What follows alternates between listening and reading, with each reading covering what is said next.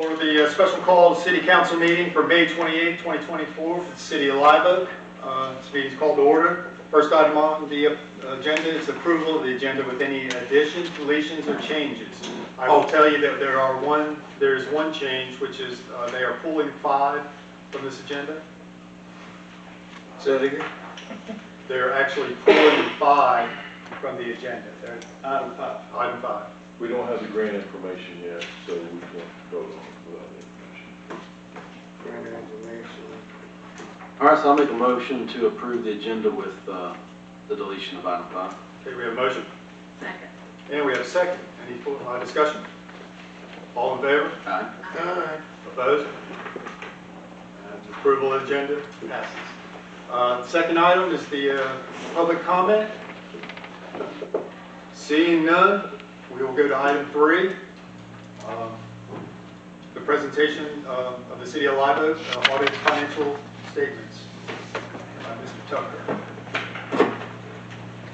See if we get a perfect audit this time. I should have let you plug in. I didn't realize. I didn't realize these meetings run anyhow. I don't want any, everything is perfect.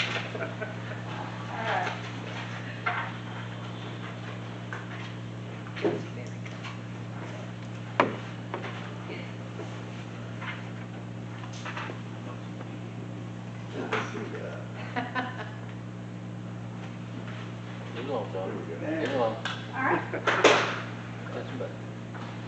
So, I figure we're close enough. We don't really need the standard introduction. Again, did anyone not hear our spiel about how fantastic Joanne is? Just so you're aware, she is great. And Councilman Jefferson. But Okay, for this body, if you'll just introduce yourself. Yes, I'm Megan Camp. I'm the senior audit manager for the audit of the city of Live Oak and the city and the CRA. Right now I'll be presenting the city side of it, which does include the CRA as a rolled up fund. All right, so again, on the city, you received another unmodified opinion, the highest level of assurance that you can receive from an external CPA firm. For the report on internal controls over financial reporting. Again, no significant deficiencies, no material weakness. As far as compliance, there were no findings of non-compliance. Our report on compliance was 218.415, the investment of public funds statute. The city is in compliance with those statutory requirements. The management letter had no findings or recommendations. There was a federal single audit required this year, and that was primarily a result of funding received under ARPA. There were no findings associated with that federal single audit, and though there were state funds received, they did not rise to the level where a state single audit was required. For the financial highlights, you will see that the general fund had an increase in taxes, the same as you saw on the CRA. The net increase in revenues was around $186,000. Expenditures did increase by an outsized amount, $757,000. However, please note that the majority of that was budgeted capital expenditures as well as overtime and emergency services that were required during Hurricane Idalia in August, as well as the cleanup that occurred throughout the end of the year at September 30th. Hopefully, some of those expenditures are going to be reimbursed later through FEMA. So you still, even with a humongous disaster like Idalia sweeping through, you still ended up in a net positive fund balance increase of $835,000.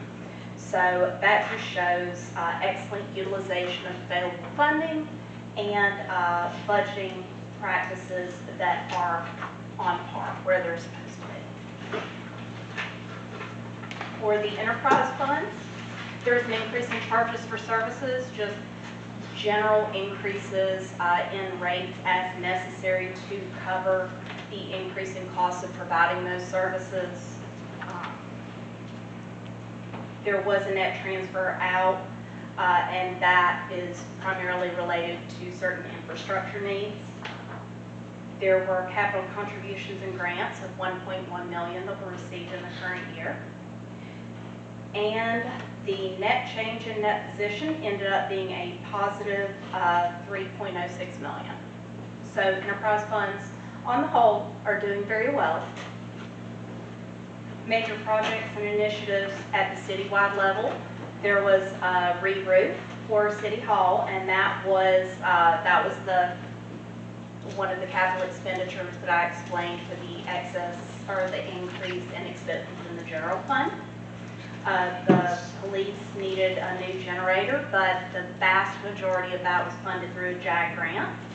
There were FRDAP grant improvements to the Hale Playground, septic to sewer to reuse. The engineering costs were incurred in the current year. There were Maple Street water improvements that were substantially funded by a Florida Department of Environmental Protection grant. Water and gas meter update. The water part was funded through the ARPA grant, and the gas part was funded through infrastructure funds. And then the Palm Street repaving was done jointly with the CRA. And there are quite a few projects that are in progress. And for the future, does anyone feel like we need to discuss any of those? Say that again, we discuss what now?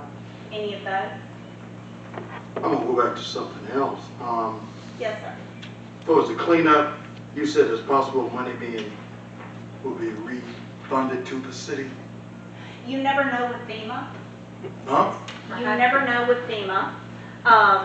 It is possible that some of the mutual aid costs that were associated if any crews came in, there are disaster funding programs available through FEMA that can be reimbursed for the costs that you actually incurred based on the time period you are within during the disaster. Idalia was a declared disaster, so it's likely that there will be some reimbursement. It's never certain. But we have no idea dollar amount and when? Let me just say, I had clients that were waiting on 2018 Hurricane Michael funding until 2022.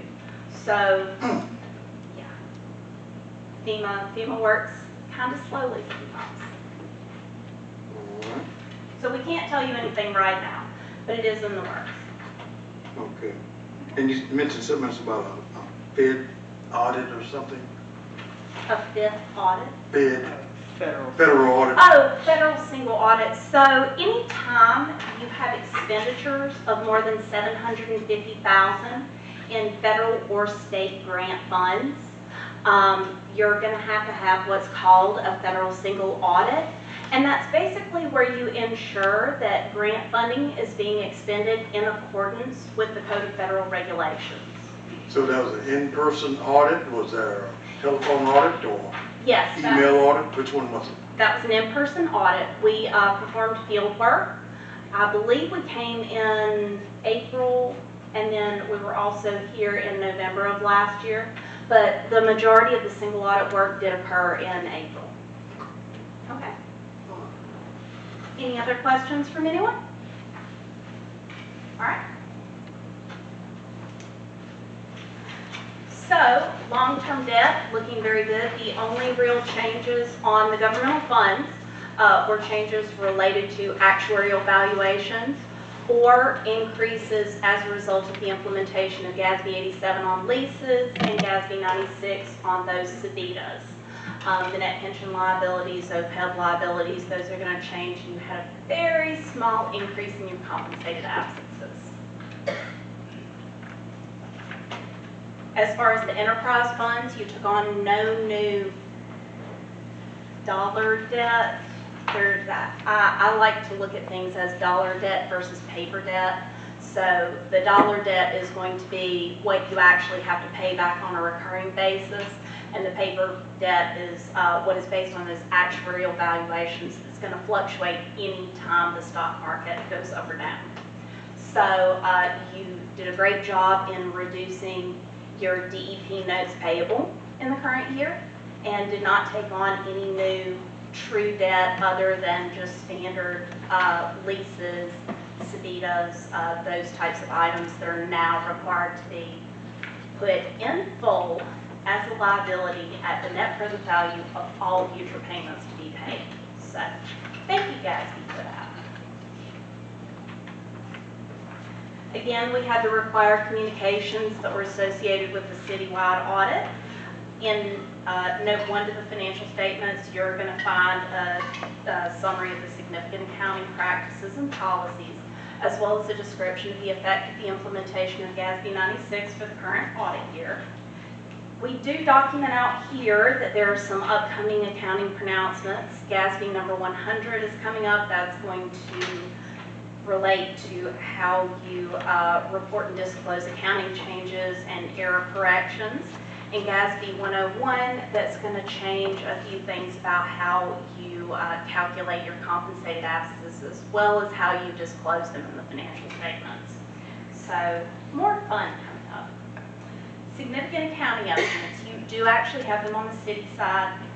Depreciation and accumulated depreciation, that's based on estimated useful lives. Allowance for uncollectible accounts, and that's just based on historical activity. Unbilled revenues for your utilities payments, net present value of leases and subscription-based IT arrangements, pension and OPEB liabilities, and those are done by the actuary. And then compensated absences, because you never really know what everybody's going to take. There were no material audit adjustments or uncorrected misstatements. The significant note disclosures, note 19 is going to have a discussion of the economic dependency of the city as a whole. And note 20 is going to discuss the Hurricane Idalia recovery that's ongoing, some FRDAP grants that were received, as well as stormwater projects that were in progress or begun after the end of the year. And there is a new cybersecurity law for local governments for your city. You are going to be effective January 1st of 2025. It just basically puts some teeth to what used to be the best practices associated with your cybersecurity and your IT systems and any backup requirements that you have. One of the main provisions is going to be associated with no longer being allowed to pay any ransom payments on ransomware attacks. Another is going to be reporting of any attacks or infiltrations. And another major portion is going to be increased training required, particularly of those who are in sensitive positions or have access to sensitive information. So just keep in mind, you have been doing a great job of keeping things on the best practice side. It's just soon after this law becomes effective for everyone, there's going to be some sort of a new monitoring where people are going to come around and make sure you've done what they told you to do. So just something to keep in mind that's on the horizon. Any questions on the city financial statements? Some new monitoring, what, somebody's gonna come around quarterly, monthly? There is not a plan in place on that one yet. You're asking me all this stuff about the future that they just don't know yet. You brought it up. So they went ahead and put the statute out there and gave it a tiered implementation, and that's going to be based on the population of given city. So like Miami is they're already required to be in compliance with this statute. Once everyone gets implemented and they work out any kinks, there could potentially be amendments to the original law. Once they've determined in a concrete form and fashion what it's going to look like moving forward, then comes the monitoring. They have not determined at the state level in the legislature what the monitoring is going to look like yet. Do you have a site for that? A statutory site? Florida statutes. We can get you that. Yeah, we can get. We stopped putting the actual FS in there a while back. You actually sent a document out on it. Okay. We've seen Yes. something on it here recently. Yes, Okay. it's the same one. Okay. Perfect. Got it. Yeah, it's been floating around for 3 or 4 years now. It was in discussions, and then it was passed, and now they've had the tiered implementation. And the end is going to be January 1st, 2025. Yes, sir. Megan, or bottom line people, generally, how did 23, or I guess you did 23, 22, 23. right, how did that compare to the year prior? Well, Just bottom line numbers. you didn't have a hurricane flatten you in the prior year. So a comparison, I would say minus the hurricane, you did just as well. My question, Yes, ma'am. how many of the audits that you do, that's such a perfect, like we get here in the city of Livo? Not many. Not many, very, very few. Not many. And if you want a comparison, you can go out onto the Florida Auditor General's website, and they'll give you statistics on audit findings there.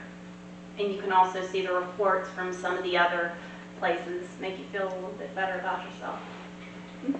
Yeah, let me just jump in. That the city does have to submit their audit report by June 30th every year, and all the cities in Florida have to do this. And you guys have always been able to get your reports in on time. Many of our clients now are unable to do this because they're having a lot of turnover in their accounting department. Some of the baby boomers, for lack of a better word, are retiring, and they don't have anyone with the knowledge and expertise to get them through the finish line, plus there's shortages in the audit firm staffing as well. So we just want to mention that y'all are in a good place being able to get your audits out on time. Question, how long have you all been doing this audit work for the city? Say 8 or 10 years, something like that. And out of the 8 or 10 years, we've always had a perfect. No. In the early goings, we had some findings, not a lot, but you have had very clean audits. So about the last 5 years in, we've been looking good? Last 5 years? I would guess, yeah. Ever since I've been on this audit, and this is my 6th year, 6th full year. Oh, we're going to perfect audit? Like I said, I know the first year that I was here, and we were doing it differently, am I correct, Ms. Joanne? I mean, I know I spent numerous of hours with Ms. Joanne trying to understand the budget. And I questioned you dearly when I was sitting up here my first year. We had a long, and I just want to, thank you. Thank you, Ms. Joanne. Well, you're welcome. And I don't call it perfect because we're not perfect. But we do, all my employees do their very best to record everything the right way and watch for things that maybe went and got slipped by and we get it corrected. And I think that's the thing that is appreciated is that we truly do. And we disclose oddities. That's our job. If something odd happened, we pull it out and we say, this occurred, did we do this right? I think that, that's very important, communication. Yeah, as part of our engagement as the auditors, we do offer year-round consultations. So anytime there is something out of the norm, Joanne is free to contact us and make sure that things are okay. And she'll do that before we get out to the audit and have to rework entire schedules. So that's one thing that makes it a lot easier at the end. All right. Any other questions? Now, is there an oversight for you all, someone above you all that does an audit on you all? Yes, we undergo peer reviews every 3 years, and those are mandated by the AICPA. So we have auditors come in and audit our audits. So, and by the way, all of our peer reviews have been clean for the past ever. As far as I can remember, Yeah. Look at holes. Okay. Thank you. We appreciate it. At this time, we need council to, for the audited financial statement of 22-23, the council's action. We're talking about item 4. Yes. Make a motion to approve the audited financial statement FY 2022-23. Okay, we have a motion Second. and we have a second. Is there any further discussion? Any questions? Hearing none, all in favor? Aye. Opposed? And the motion carries. Thank you all very much. Thank you. Thank you. Okay, item 5 was put back for later. This is item 6. City Council Resolution number 2024-12, a resolution of the City Council of the City of Live Oak, Florida, authorizing the purchase of a rear load garbage truck for a total cost of $241,550.80. This is a resolution to confirm the discussion at the last regular council meeting on that issue. Okay, what is the council's?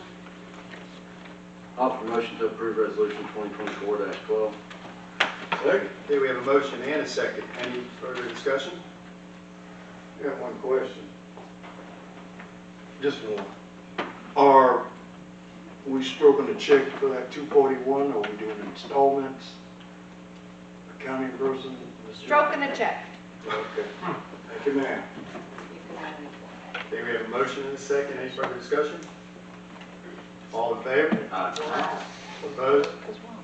And the motion carries. City Council Resolution number 2024-14, a resolution of the City Council of the City of Live Oak, Florida, declaring a local state of emergency, authorizing and directing the mayor to take whatever prudent actions as may be necessary to protect the health, safety, and welfare of the residents of the City of Live Oak, Florida, waiving procedures and formalities during the period of such emergency pursuant to this declaration, appointing the city manager as authorized agent for the city, and authorizing repairs to public private roads to ensure safe travel for the citizens of the city, and providing an effective date.